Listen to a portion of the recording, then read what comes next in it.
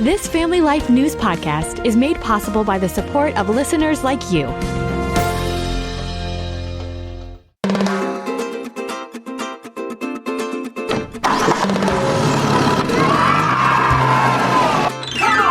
Welcome to Family Life Staycations, a summertime feature where we highlight great places to visit around the Family Life listening area. I'm Mark Webster, and this week we're off to Gettysburg National Military Park in Gettysburg, Pennsylvania. God's will. General, it would appear the fight is already underway. My orders to all commanders, attack!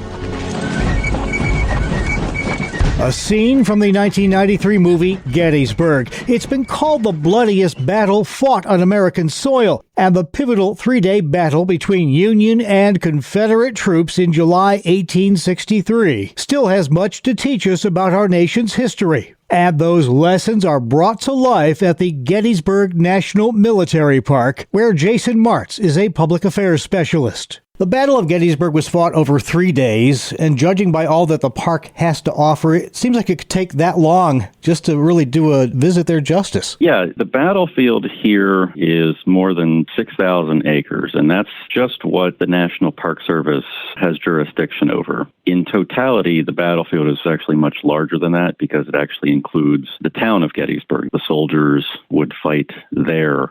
It really is one big inclusive space. When you put all of that together, the space that is the Battle of Gettysburg, it really is much bigger than most visitors initially give it credit for, and the story is even bigger. For those who have never been here before, what we often hear is that it's so beautiful, so bucolic. It's such a contradiction to what actually happened here. The misery, the conflict, the blood and guts, if you will, of what the Battle of Gettysburg actually meant on July 1st, 2nd, and 3rd, 1863 to the soldiers, the men, even the civilians who had to deal with the American Civil War here on their doorstep. Compare and contrast that with what it looks like today. It's such a beautiful place.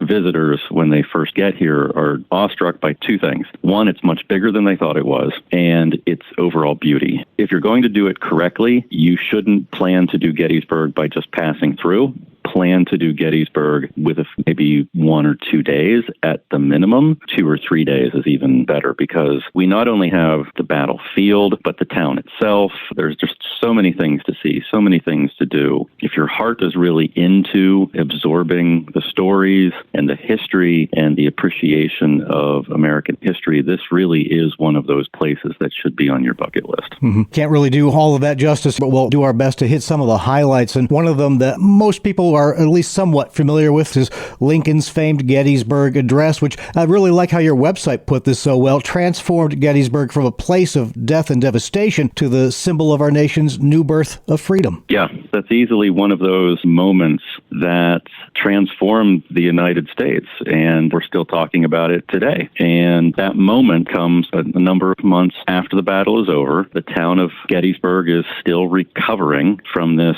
3-day battle. The two armies have long since moved off into Virginia, but the war is still going on. There are so many Union dead that the question is now being asked how best to honor them. And the idea of a new national cemetery, this idea had never been floated before, was first brought up. All of the states who had men represented at the Battle of Gettysburg would ultimately wind up helping to raise money to purchase the land upon which the cemetery was established. Eventually, we would have a dedication ceremony on November 19th, 1863, where a man by the name of Edward Everett would give the keynote address speech. He was, at the time, the guy to invite. Mm-hmm. In fact, he was so influential that he altered the original ceremony date because he required more time. And it was in that intervening time that those who were putting the ceremony together, at that point, did they ask President Abraham Lincoln to give a few appropriate remarks. Had he not been so influential, Edward Everett, that is, to move the original ceremony date, Lincoln would have never even been invited in the first place. Interesting. And yet it's Lincoln who we remember, not Everett. Let's talk about the battlefields themselves. They're more than just empty fields. Absolutely. There are more than 1,300 monuments and markers, well over 300 cannons. It is a outdoor sculpture garden, if you will. Each of those tells a story of the men who fought and died there. The monuments that were placed there, by and large, were placed there by the surviving soldiers of the regiments who fought in those positions. The visitor can get a good sense of where the fighting occurred simply by looking at where the monuments were placed. It's very much like a timestamp. As the visitor drives around the battlefield, the visitor can look at where the cannons and where the monuments are placed and see where the cannons are pointing and get a very good sense visually as to where soldiers would have been positioned and which directions they would have been pointed and which directions they would have charged in. We have Union monuments and Confederate monuments in close proximity to each other. Famous place names like the Wheat Field or the Peach Orchard or Devil's Den. You will see Union and Confederate monuments immediately adjacent to one another. And so you know those are locations where heavy fighting would have taken place. You can't put these place names in context any better than you can when you see it. A lot of places to see indoors as well. I know one of the main attractions is the Gettysburg Museum of the American Civil War. 22,000 square feet, a lot to experience inside there. Indeed. The Gettysburg Museum and Visitor Center houses the museum itself, along with the cyclorama painting, and those two entities, along with the film, are all elements that introduce the visitor into not only the Battle of Gettysburg, but the American Civil War as a whole. And all of these pieces put together are done in a way that allow the visitor to immerse themselves into not just the story of the Battle of Gettysburg, but really the entirety of the American Civil War. The film is a 20-minute film called A New Birth of Freedom, wholly based on the Battle of Gettysburg, but it does touch upon the entirety of the Civil War. And then that leads right into the cyclorama painting, one of two in the entire United States. It is massive. An experience unlike anything else. 377 feet in circumference. It's in the round, 42 feet high. It was painted by a French artist by the name of Paul Philippeteau.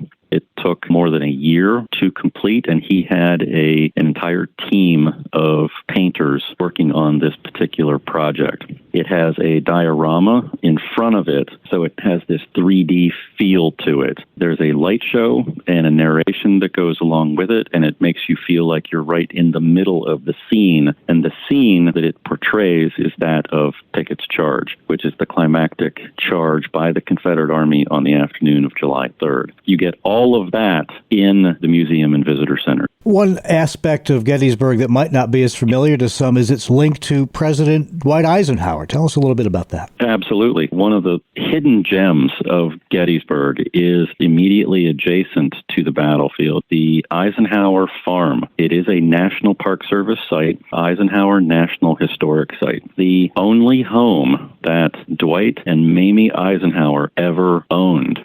Dwight Eisenhower was in the military, and of course he was president. He never had a chance to really ever own a home. And so one of the things that Eisenhower did in his military career was during 1917, during the time of World War I, he was a tank instructor. The tank was a brand new technology, and he wasn't over in Europe fighting. He was here in the United States, based here in Gettysburg at a place called Camp Colt on the fields, if you can believe it, of Pickett's Charge. And this was long before the National Park Service even existed. The battlefield here at Gettysburg was actually operated by what was then called the War Department. So that's how he fell in love with the area. Eventually, they found a property to the southwest of the battlefield, and that turned into their retirement home. And then after they passed, that became a National Park Service site, essentially a time capsule for 1950s and 1960s America, as if they just walked out, went to church, and then we moved in. Last question, just in a sentence, why should somebody come visit Gettysburg? Someone should come visit Gettysburg because the history that is here, both for the Civil War and for Eisenhower's time, which ranges anywhere from World War I to World War II, all the way up through the Cold War. The times that are represented here in Gettysburg are certainly times that we as Americans should remember and, quite frankly, should never forget.